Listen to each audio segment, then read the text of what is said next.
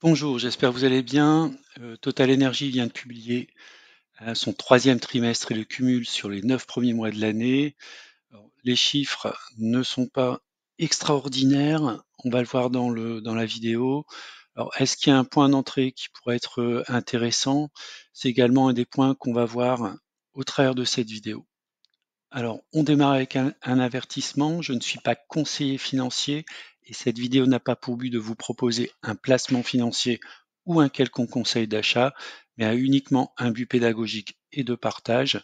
Vous restez responsable de vos investissements. Alors, la publication dans les détails, je ne vais pas commenter dans les détails donc cette publication du T3, je vous mettrai le lien vers le détail de la publication. Je vais aller directement sur le compte de résultats consolidé. Donc on voit ici donc le troisième trimestre de 2024 est en retrait en termes de chiffre d'affaires par rapport au troisième trimestre 2023. Donc ce qui peut être intéressant de regarder, c'est le résultat net par action. Donc très fortement, on est à 0,97 contre 2,74 donc au troisième trimestre de l'an dernier. Alors néanmoins, on est toujours très positif. Donc au deuxième trimestre, on était à 1,61.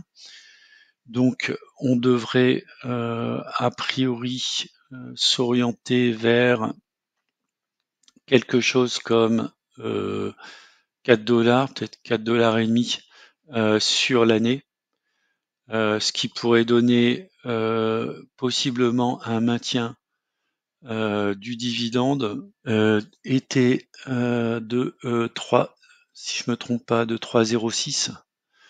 Donc je pense qu'on pourra maintenir le dividende. Le payout ratio risque d'augmenter. Et puis j'ai vu que Total Energy a confirmé également donc le programme de rachat d'actions. Donc on est plutôt, même si effectivement il y a une baisse par rapport au super profit des années précédentes, on est quand même dans les clous par rapport à l'entreprise Total. Alors si on regarde maintenant du point de vue graphique, on voit que depuis le mois de février 2020, on était dans un canal ascendant. On était en train de sortir du canal depuis quelques semaines.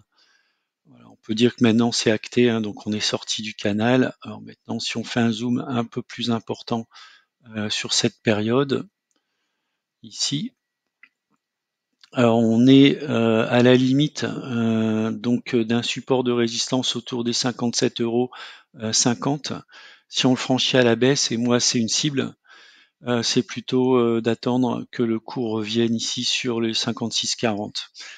Du point de vue graphique, ce qui est intéressant également de noter, c'est que depuis ici les plus hauts autour du mois d'avril 2024, on est quand même clairement maintenant dans un canal descendant. Donc un premier point pour moi, ça pourrait être les 56. Et puis derrière, on va peut-être laisser le cours continuer sa chute, s'il continue sa chute, et puis aller essayer de se renforcer de manière très forte autour des 50-51 euros. Voilà, c'est ce que je vois au niveau graphique sur Total Energy. Donc c'est la fin de la vidéo. Je vous remercie de l'avoir regardé. N'hésitez pas à mettre un commentaire si vous le souhaitez, puis je vous dis à bientôt pour une prochaine vidéo.